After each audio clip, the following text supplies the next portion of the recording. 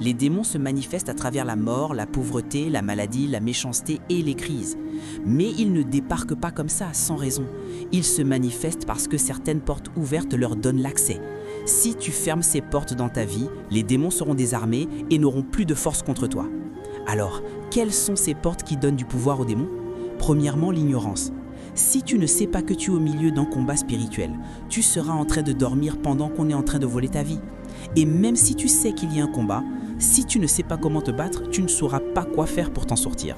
C'est ça le grand danger de l'ignorance. Ça te rend faible sans solution, au point où tu sens que tu es en train de mourir, mais tu ne peux rien y faire. C'est une des choses qui donne le plus de pouvoir aux démons. Quand ils trouvent quelqu'un d'ignorant, ils s'installent chez lui comme à la maison. Deuxièmement, la peur. Vous savez, la chose naturelle que chaque être humain apprend depuis sa naissance, à part la faim, c'est la peur. Prenez un petit bébé et laissez-le seul dans une pièce. Il aura tellement peur qu'il va se mettre à pleurer. Tu te demandes qui lui a appris ça? La raison, c'est que la peur est venue avec la chute d'Adam. Dès qu'Adam a péché, il a eu peur et il s'est caché. Alors quand le diable veut t'attaquer, il vérifie d'abord si ta peur a été remplacée par la foi et le courage. Si ta peur est toujours là, alors le diable va te piller. Troisièmement, la désobéissance. Dans Éphésiens chapitre 2, du verset 1 à 2, la Bible dit « Vous étiez morts par vos offenses et par vos péchés dans lesquels vous marchiez autrefois, selon le train de ce monde, selon le prince de la puissance de l'air, de l'esprit qui agit maintenant dans les fils de la rébellion. » Quand les démons poussent les gens à désobéir à Dieu, beaucoup ne réalisent pas que c'est un plan démoniaque très intelligent. Parce que plus tu marches dans la rébellion, plus tu deviens faible pour combattre les démons. Le diable sait que tout le pouvoir du ciel et de la terre est déjà en toi. Mais pour s'assurer que tu ne l'utilises jamais, il te pousse à désobéir à Dieu. Et comme il ne peut pas venir avec des cornes pour te dire désobéis à Dieu, il va exploiter tes propres désirs.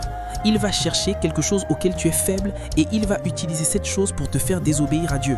Il sait que tant que tu désobéis, peu importe tes efforts, tu n'obtiendras pas ce que tu cherches, car il faut un pouvoir surnaturel pour réussir dans la vie. Quatrièmement, les mauvais désirs que tu poursuis toi-même. Ne pensez pas que tous ceux qui sont tourmentés y ont été forcés.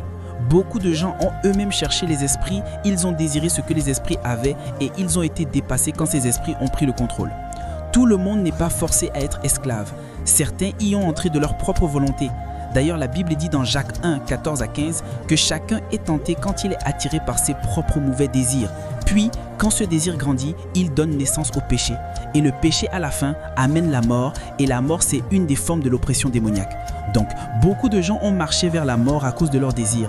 Ils ont suivi ce chemin volontairement parce qu'ils ne savaient pas qu'il y a un chemin qui paraît bon à un homme, mais à la fin, c'est le chemin de la mort. Vous savez, l'arbre dans le jardin s'appelait l'arbre de la connaissance du bien et du mal. Il y a certaines bonnes choses qui se terminent mal. Si tu n'es pas conduit par Dieu et que tu cèdes à tes désirs, la plupart du temps, tu finiras enchaîné parce que les démons peuvent utiliser tes désirs pour te piéger. Finalement, ce qui donne du pouvoir aux démons, ce sont les alliances, les serments et les pactes. Les gens font des accords avec les démons pour que ceux-ci leur donnent du pouvoir. Mais il n'y a que Dieu qui bénit sans s'y ajouter de la tristesse.